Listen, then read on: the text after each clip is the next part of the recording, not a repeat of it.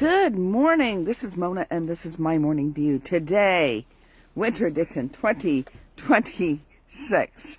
It is Thirsty Thinking Thursday. Thirsty Thinking Thursday is the day that I have been, for the last several months, writing down a quasi pseudo chicken scratch notes so that I know what I'm talking about prior to going live. Meaning that I already have a thought in my head and it has at least written it down. Whether it's legible or not, that's a whole nother story. But with these, this season right now, we are doing Philippians 4:8, the words that Paul puts as, the ways we should think, thoughts that we should be thinking, and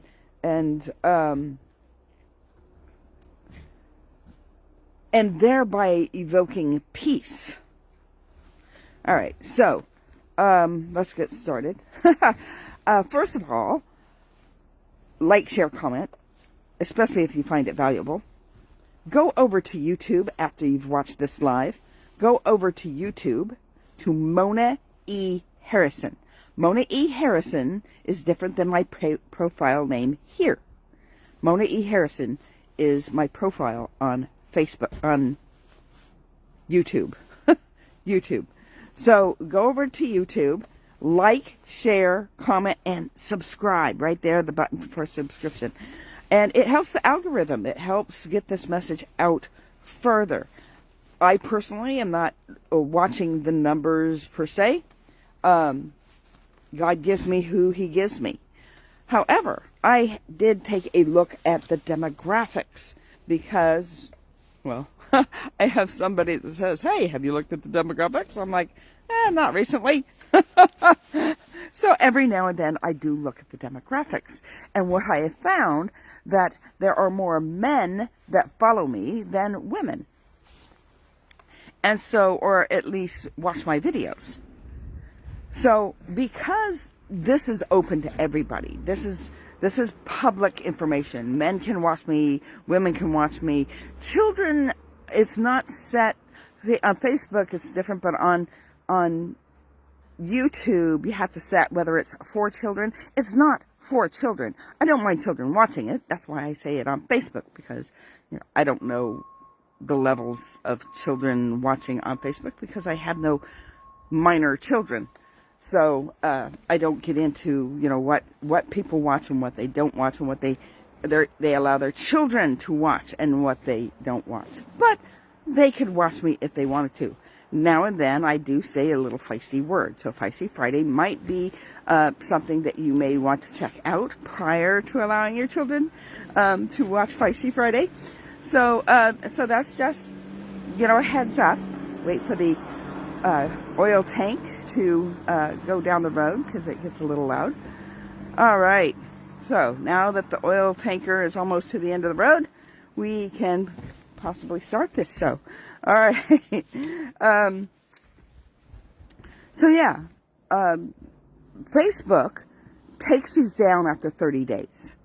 So if I'm doing more than 4 in a series, you won't be able to watch them all. You'll have to go over to YouTube and watch the videos there, because there they stay up. Here they get taken down after 30 days. 10 years of content on Facebook I had to download. I have not uploaded them onto YouTube yet. It's coming. It's coming. I'm just not sure right now with work and commitments and trying to help my daughter after surgery and take care of my granddaughter for after work until her dad gets home. There's this thing about time, and you only have so much of it. So eventually I will work on those videos to bring them over. But for now, they're just downloaded in a safe place. I lost many of them because every time Facebook decided to change how they were doing things and I was not wearing my glasses and I just hit buttons where they used to be, yeah, I lost a lot of content, a lot of really good content. It's funny, all the beginning content that was rough and kind of unnatural feeling when I first started, that's there. And you know what? I'm not afraid of showing those clunky videos. So, because it's not about me, it's not about my delivery, it's about the message. It's what's being said. And so, with that, we're going to work on this session for now. Okay. Philippians 4:8. Whatsoever things are true, whatsoever things are noble or honest, whatsoever things are pure or righteous, whatsoever things are, did I miss one? True, noble, pure. I know I'm missing one. But for now, lovely, good report. And you know what? There's also 2 bonus ones, excellent and praiseworthy. I never considered the excellent and praiseworthy in there because I thought it was describing what the other 6 were. So, so for now, you know, we're just plugging away at the ones that that stand out.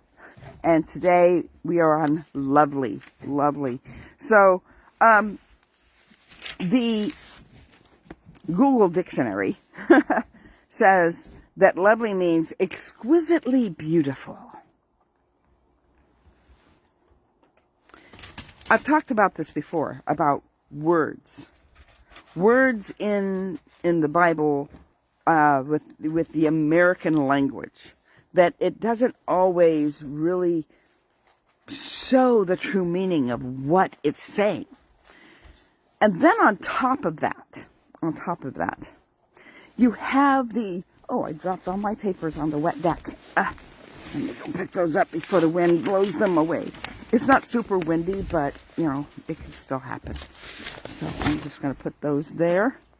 Little squirrel moment. Okay, so we're talking about words, right? And how the American language sometimes just does not convey the words and the meanings that are in Scripture. And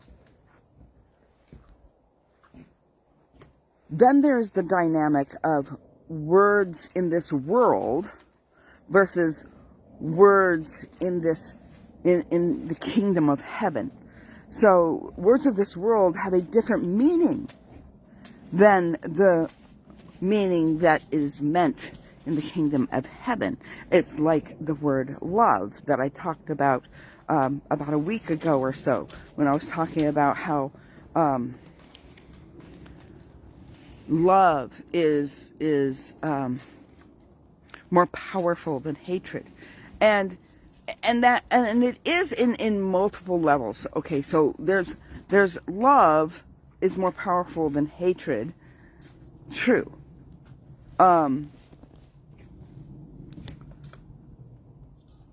There is a vibration scale from the word love and the word hatred, and love is it way overpowers the word hatred. Hatred is way down on the scale of vibration. Love is very high on the scale of vibration. That's science. And then you have what some people call love, other people call hatred, because they don't want to be told what to do. They don't want to be told what is right and what is not. They want to play out in the street with the semi-truck coming, and how dare you tell them to get off the street because they're going to get run over. How dare you? And so your love for that person, you scream at them to get out of the street. And they consider it hate. How dare you tell me what I should do and shouldn't do? We're not telling people what to do and what not to do. We're just warning, giving a warning out to help save your life. And you don't want it. And therefore you call it hatred. That is part of the problem with these words according to the world. You have love where it becomes more of a sensual thing. You know, allowing people to do what they want, that's loving them. Yeah, if you allow your child to do what they want, is that loving them or is that neglect? So there's a chasm. It's not even a fine line. There is a chasm between the words we use and the meanings behind those words in comparison to the words of the kingdom of heaven. And so when we're looking at any of these words, true, pure, just was the one I think I didn't I didn't say earlier. When you're thinking of these words, you always have to bring to the table, what do they mean in the kingdom of heaven? Not by the world standards, but by God's standards. By what is true doesn't mean your circumstances as you see them.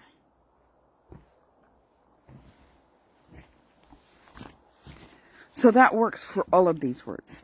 Now, this particular word means pleasing, attractive, worthy of love. Again, the meaning of love. It's specifically those words that draw us closer to God.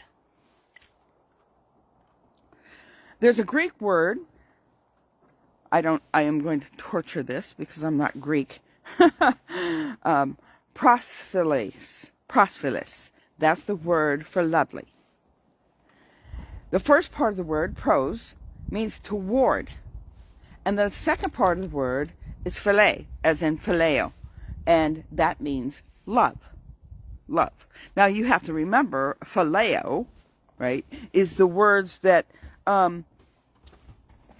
Peter told Jesus that he phileoed him. He did, do you agape me? I phileo you. Do you agape me? Agape is that kind of love that really only God has, this unconditional love that doesn't matter. There's this love even unto death. And I won't say that only God has that, but I have not seen any other ever. Phileo?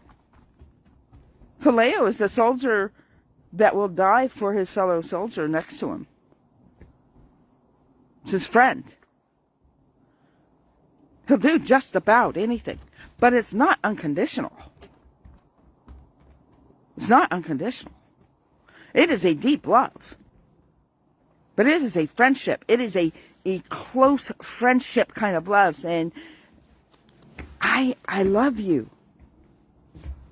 But I'm not going to boast. When Peter said, I'm really not going to boast that I love you more than that.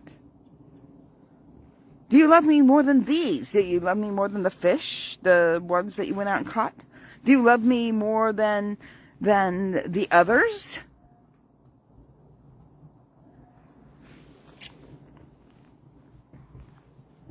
How much do you love me, Peter?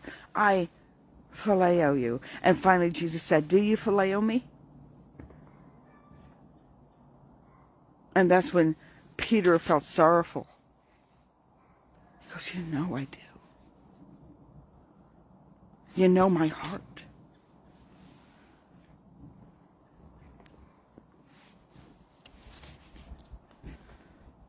Phileo is a deep love. But it's not agape. And it is definitely not sensual or sexual.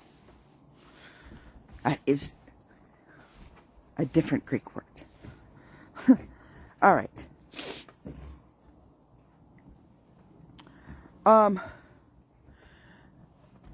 These words, right, this prosphiles, is to promote love or harmony, focus on the positive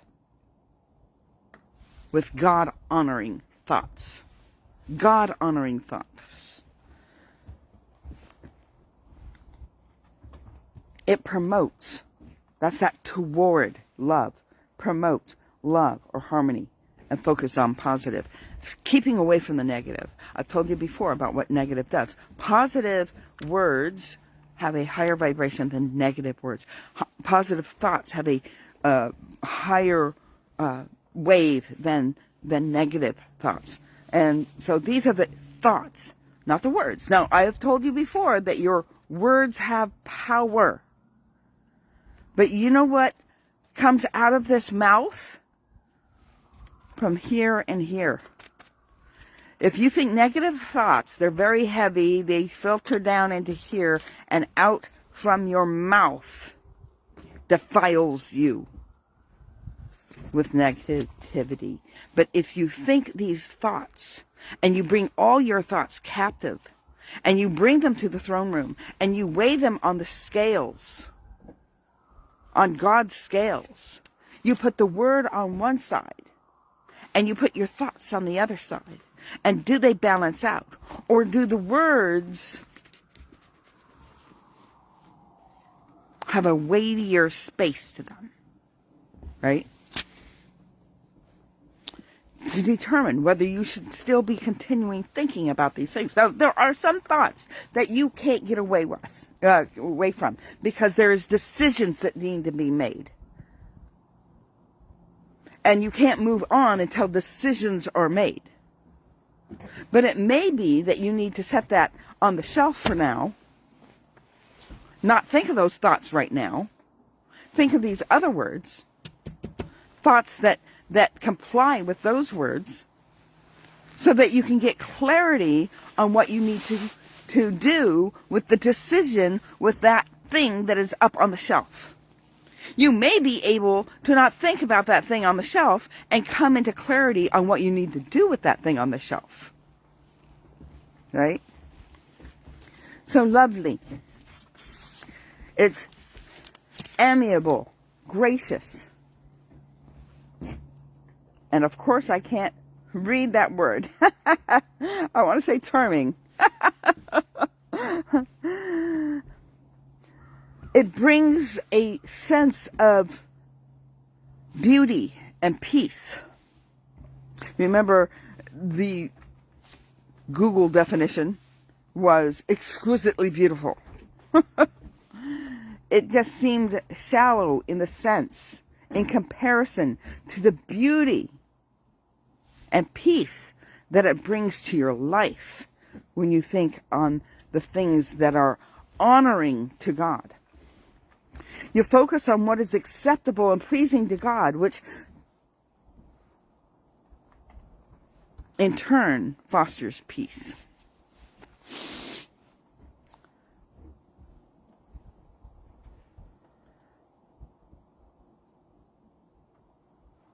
Have you fallen more in love with Him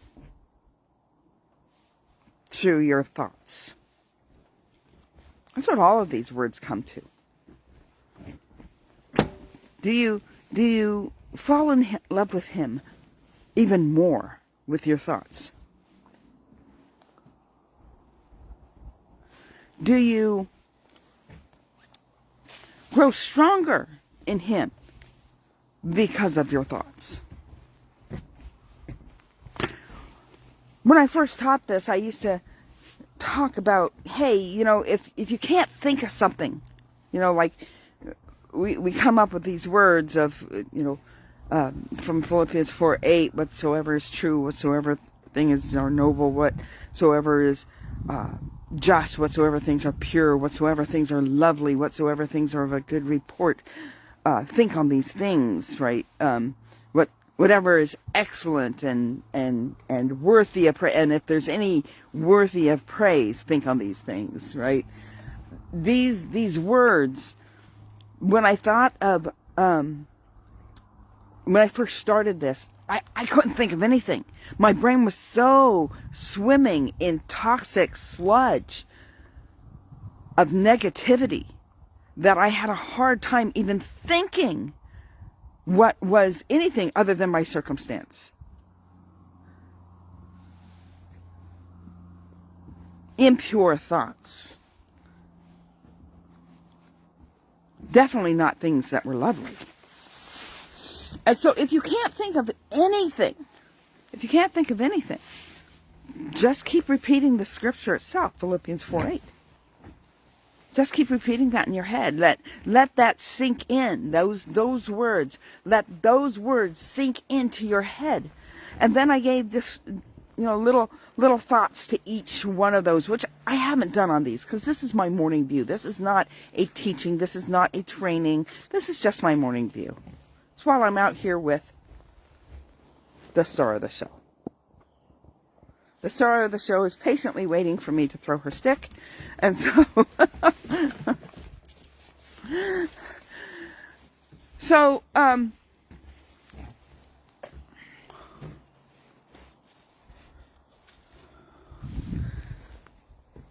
when I first started this, I started it as a training.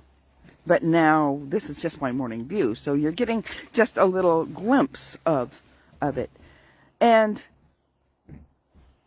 for each word, I gave an example to. I mean, I got in depth into each one.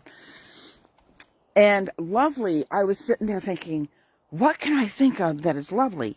Go ahead and write down 5 things that bring your brain to the thought of lovely. And so I'm thinking, a field full of flowers, children laughing, a baby cooing, a baby smile. What's lovely to me may not be lovely to you,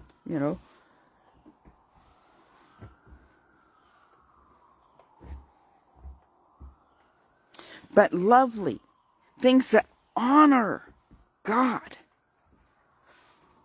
And so here's a thought that I thought this morning that I didn't have on my list. Thinking of that relationship you have with God. Thinking of God's relationship with you. Thinking of the love that He has for you. It's lovely. It's beautiful. It's exquisite. It's amiable. It honors God. To actually be meditating on Him as your lovely thought. So go ahead, write down 5 words that can be your go-to when you're so mad, you're so angry, you're so frustrated, you're so stressed, you're so in the muck of not being in peace, and you can't think of nothing. Have those go-to words so that you can go there and you can meditate on that. So at that point, when I came up with some of my words, I would sit there and, okay, whatsoever things are lovely. Because I have to get rid of this unlovely thought in my head. So how do I counter that with the things that are lovely? And so I sat there and was like, I'm picturing a child, possibly even myself, running through a field with flowers, laughing and giggling, possibly chasing a butterfly. Which brings me to when I was a kid and I was looking at ladybugs in a grassy thicket by the stream.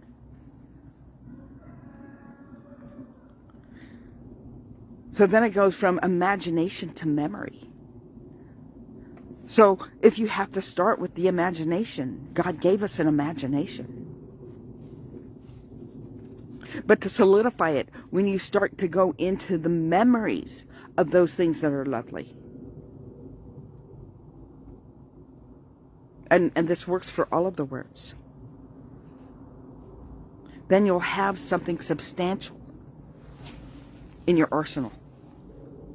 Because the mind is a battlefield. The mind is a battlefield, and the enemy of your soul works through your mind. He will manipulate. He will lie. And the minute you start believing his lies, you start forgetting the things that God has told you. That's what happened in the garden.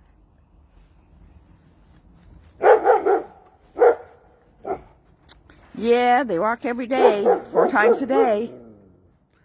And she still barks at them. They're on the road. I guess that's my signal to end this. So don't forget, go over to YouTube, Mona E. Harrison, and like, share, comment. This will be uploaded tonight. And in the meantime, you can peruse the other words in the series. They come on Thirsty Thinking Thursday. All right. Blessings, everybody. Have a great day. And thank you. Got to get away from the slow connection so I can see who was on. Debbie. Thank you, Debbie, for watching. And I will catch you. Oh, my goodness. Tomorrow. It's already Feisty Friday. I feel like I just did Feisty Friday. All right. Take care. Blessings. Have a great